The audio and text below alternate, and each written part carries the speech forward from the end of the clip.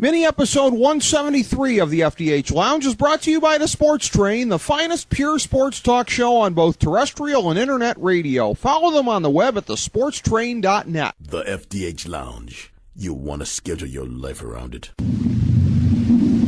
A long time ago, on a gloomy, wet Cleveland spring night, two men stand alone amidst the late-night drizzle. Their voices echo across the vacant station parking lot as they debate the merits of the great American radio show that have been missing for far too long. On that night, an idea was born. That idea became the FDH Lounge.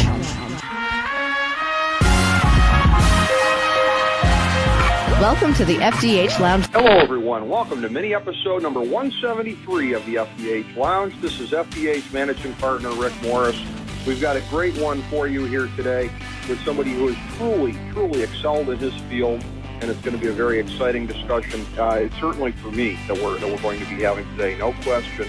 I just want to start by saying it's a true pleasure to be able to get this gentleman on the program. He was a four-time Pro Bowler. Again, one of the all-time greats at what he did.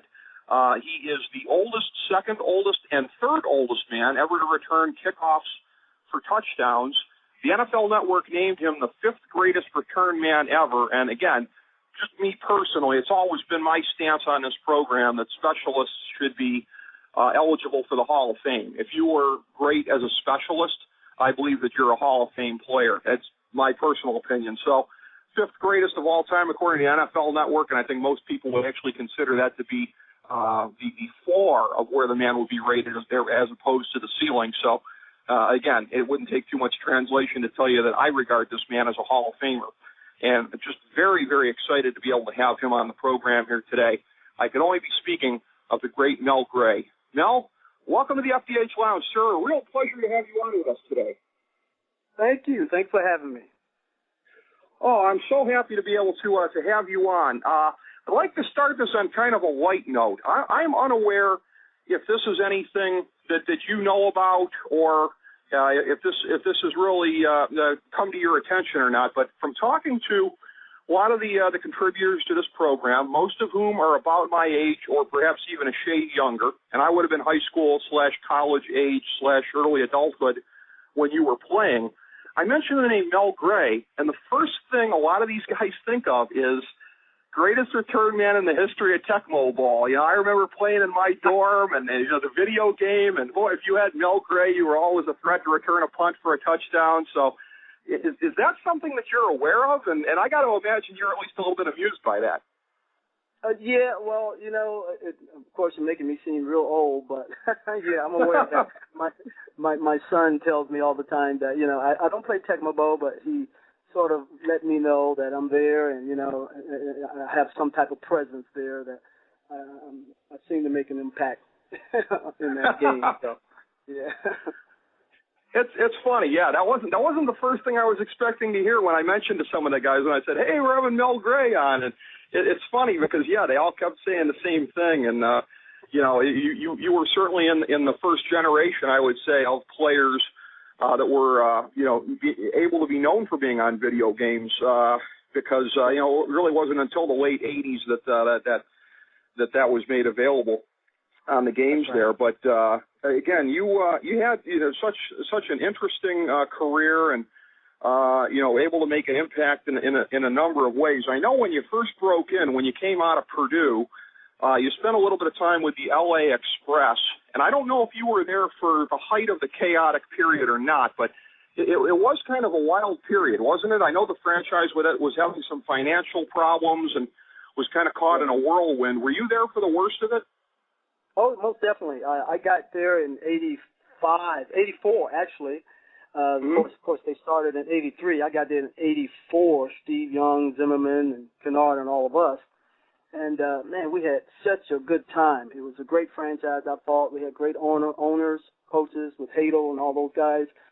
And all of a sudden, it comes down to we're about to fold. And that was very discouraging for us. But there was so much going on that we didn't understand.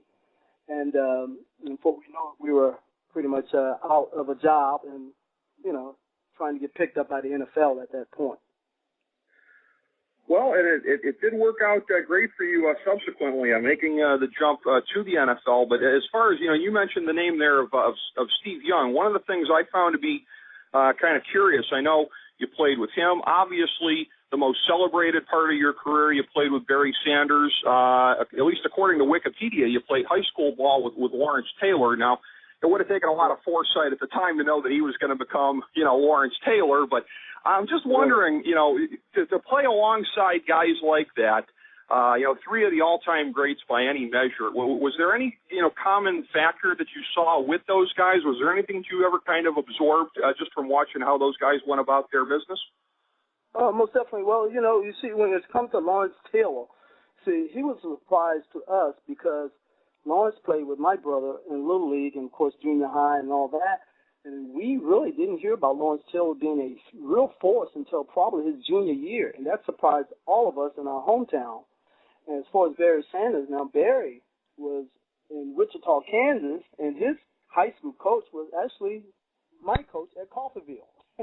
Wow. And I remember Barry coming out as a kid, to practice, and we were, always kidding with him, plucking him on the head and all that good stuff. And before you know it, we're drafting this guy as the Heisman Trophy winner in Detroit. So it was amazing. And I think when it comes to Barry and I in Detroit, we sort of fed off of each other. It was my job to go out there and spark the team with a great return. And, of course, at that point, they feed off of you. And Barry, of course, did a great job of getting motivated and feeding off of my returns in order to go out there and do his thing. So it was a good chemistry between the two of us on as far as returns and him getting out there at the running back position, getting things done. Absolutely, yeah. That was an unbelievable offense and special teams unit at that time. As far as other players too, I just had a side question as well. Just in terms of coincidence. And this is for folks who are significantly older than either one of us who would have had great memories of this. But, of course, your namesake, a Pro Bowl wide receiver for the St. Louis Cardinals in the early to mid-'70s. I'm just curious if you ever crossed paths with him at any banquets or any football events or anything along the way. Have you ever met the other Mel Gray? Oh, yes, quite a few times. He's actually, we've had some mix-up there as far as autograph signings and, checks and stuff coming to him and not to me and all that good stuff. But we've talked about that. And it's definitely been a mix-up. I remember first entering the NFL where a lot of guys, like Rodney Pete and those guys, younger guys, thought that I was that Mel Gray that played with the Cardinals. I'm like, come on, man, do I look that old? I mean, Mel's got me by a few years. But, they always had that mix-up, and then some thought that he was my dad. Of course, he would probably be too young to be my dad. So the mix-up was there quite, for a while, but even during the years I played. But, that's okay. He did a great job for 11 years, and, hey, it's an easy mix-up.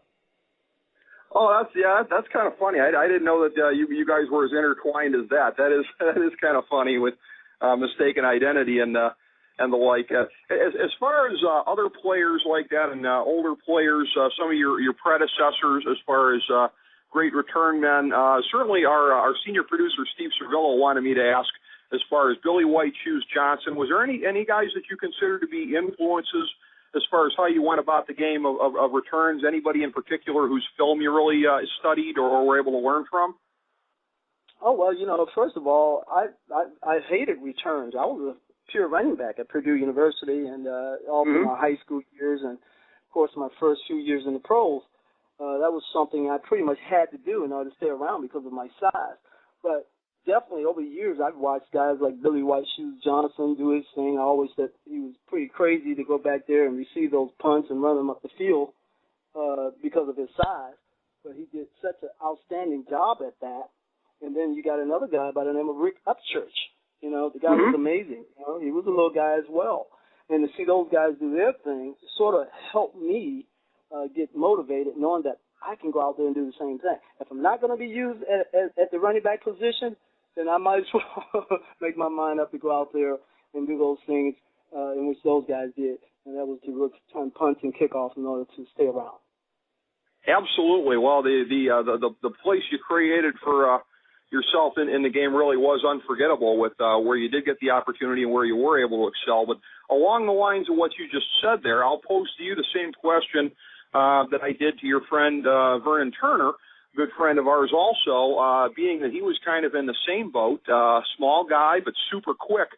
Do you ever look at the game now? Do you ever see, I'd say more or less like post-Brian Westbrook, the way that guys are used, somebody like a Darren Sproles? I mean, not to ask a downer question, but do you ever get the sense of watching it today, gee, maybe today I'd have like more of an opportunity to show my stuff? Do you ever have that sense of analysis as we're watching the game? I do, yes, I do. And sometimes, I look at the game and I see some of the play. And, of course, a lot of guys can sit back and say, man, I could get out there and I can do a better job still at 51. But in actuality, you really can't. But in your mind, you think you can based on the way they're playing right now, But, yeah, definitely. Okay. I'm glad the question wasn't taken as a downer. I know that it very easily could be, but just from an analytical point of view, I mean, the game really has changed, isn't it? There's not that bias against size that there used to be, and you see it on the defensive side of the ball, too, it seems. Like with Jimmy Johnson, with what he did with Dallas in the 90s, putting the emphasis on speed there and everything. I mean, it really is a different game as far as how guys like you are viewed today, I think. That's right, because, it's all about speed, quickness, and toughness, and the size really doesn't matter in most instances, but you have to have that speed and the quickness, and you got to be physically tough. Yeah. Well, and as far as we talked a little bit about influences in the game and folks that you played with, some of the all-time greats that you suited up with. As far as folks that you played for, just a quick scan of your biography would show. Jim Mora in New Orleans, Jeff Fisher in Houston/Tennessee. Those are just the first ones that came to my mind. So, what were some of the biggest coaching influences that you really had over the course of your career, and position coaches as well? Well, I would say the biggest influence were, of course, I had a great time in Detroit with Wayne Fontes. He was really outstanding with the players. A lot of people didn't realize that because he was a player coach, and a lot of people don't give him the credit that he deserved, but he did an outstanding job with the group of players that we had at that time to get us to that NFC championship game, and I believe it was 92, 93, whatever. And, without that type of guy, I don't think we could have done it. We couldn't have gone that far, And, you're looking at guys like Frank Gans. Frank Gans was a major influence on me and my career and basically my success. He had tremendous confidence in me. He allowed me to make those mistakes and come back from them without criticizing and setting you down. He knew the potential that I had, and he said, okay, we're going to keep working. And he had a scheme, man, that was unbelievable. He knew how to put it together in order to make you successful, and he did that. And we were very successful in the 90s. And I tell you, without that guy, I don't know if I would have done the things that I've done. I really wouldn't. And we had a great cast of guys that was willing to go out there and put their necks on the line on special teams. Most of the guys that were out there were big-time players, starters, linebackers, tight ends. They were out there blocking for me in order to make not only the special teams successful, but make sure that I was successful as well. Oh, that's tremendous. Yeah, and I've heard great things about Frank Gans. I've heard, not for anybody that's ever played for him, but just for media types and everything, I've heard what a tremendous coach he was. And, yeah, it did seem like a very special time and place there in Detroit in the early 90s with everything that you had there. And curious as far as I know, that was where your friendship with Vernon first started back in when you guys crossed paths in '93 when he was there. And I know that you guys are close again today with both being down in Houston. But I wasn't real clear because I know that there are some guys that Vernon had sort of lost touch with over the years as he sort of withdrew from the game of football and now is kind of coming back into it. Had that been a steady thing over the years of where you guys were in touch, or did it just turn out to be, hey, this is great, we're both in the same geographic area now? Well, I think that's exactly what it was. We were in the same geographic area. I was making my home in a couple of different places, bouncing back from Phoenix, Arizona to Virginia, where I grew up, and decided to make my home here in Houston, where I was able to get in touch with a few guys, and Vernon was one of those guys. And I tell you, just looking at, where we came from, Vernon, when I first met Vernon, I watched him on the field because at that point, I'm getting older, and I'm watching for anybody who wanted to take my job. So, and Vernon was one of the guys who stood out because the guy had so much potential. He reminds me of myself, and that was fearful because he was quick, he was daring, he was elusive, and he could run that ball. So I'm thinking, oh, wow, I got to get on my toes. This guy can play. So that's how we met, and we started to talk, and just kind of share ideals. Not enough for him to take my job, but we share some things to, sort of get close. And I had a lot of respect for the guy. And he contacted me, found out I lived in Houston. He contacted me. It was a great reunion, and now we hang out and have a good time every now and then. Oh, that's tremendous. That's a great story. I got to tell you, though, it's always funny. You hear something from one side. Now I've heard both sides of the story from talking to him. When he was there, he said, he looked at it like, hey, I'm never going to take Mel Gray's job. So he never at any time thought he was a threat to you. But I will tell you, he put you over endlessly for being a great mentor to him and teaching him things. I know you joked about, well, I did tell him enough to take my job, but boy, he really felt like whatever you told him, the things that you imparted to him were definitely useful to his career, and he said how much he appreciated it. So I know that must make you feel good to hear that, the way that people look at you. Oh, most definitely. Vernon, when I first met Vernon, from the beginning, he's been a good guy. I could tell, he reminds me, like I said, so much of myself. And, when you're getting older, your time is limited.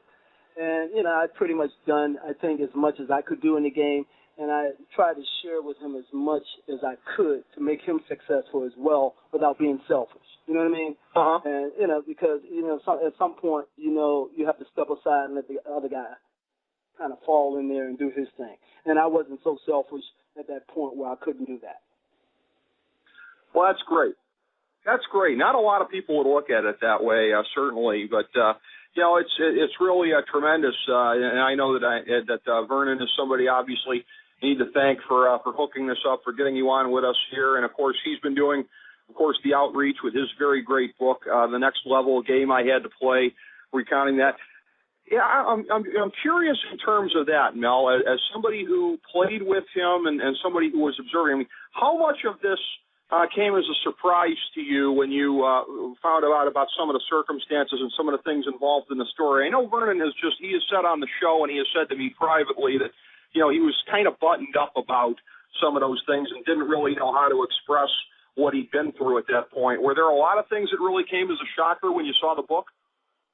Well, not a shocker. Maybe a surprise that is coming from him, but from from reading the few chapters that I've read in the book and listening to some of the stories that he's told me, I've gone through some of the similar things, some of the same things, and so I can relate to his story as a whole and understand where he's coming from without it being shocking to me, but surprising that he's the one who's gone through that as well. I think that, when you're dealing with some of the things that he's gone through and what I've gone through, it only makes you stronger, you know what I mean? And you can deal with things a lot better than other people who hasn't gone through those things, you know what I mean? The motivation factor is there, and you can figure out things. You can figure out how to get over certain obstacles without being down and depressed about them. Absolutely, yeah. That's a real point of commonality, and I didn't know that you had it as much in common with him in that way as you do. But yeah, you're absolutely right about that. That when you've been through something similar, you can certainly identify with that as much. And it's been a real joy getting a chance to talk to you here today, Mel. We always like to give our guests a chance to plug whatever. So anything that we didn't cover sufficiently about your life, your career, and anything you've got going on, please take it away, sir. Hey, well, you know what? Hey, I think you guys pretty much has the gist on me, you know, so I have nothing to add except to say thank you for having me on. I appreciate it, and it's been a pleasure. Mel, thank you so much, and we'd love to have you back on and get your insights about the game of football and to be able to learn a little bit more from you subsequently and to help see the game through your eyes a little bit more. It was a true pleasure having you on today, sir. I hope to do it again sometime. It's my pleasure. Thank you. Thank you very much, Mel.